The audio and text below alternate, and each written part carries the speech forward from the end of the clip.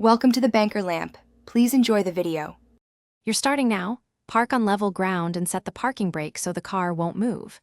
Once parked, clear the area around the base and free your hands. You'll need a steady grip.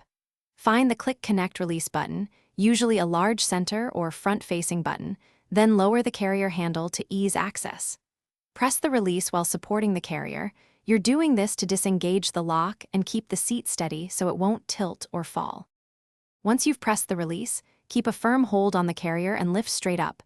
Do not twist or yank, so the base latches clear the connectors. As you lift, listen for the click that confirms separation. This is the mechanical lock letting go. If the carrier is secured by a tether or additional strap, unthread it now or release any secondary buckle.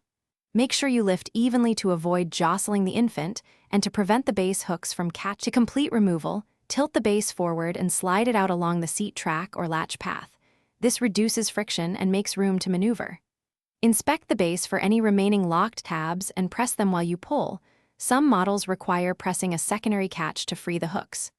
If the base seems stuck, pause, check for debris or belt twists, then fully depress the release and gently rock the base while pulling. That motion helps free seized connectors without forcing. Thanks for watching. If this was helpful, leave a like and consider subscribing. See you next time.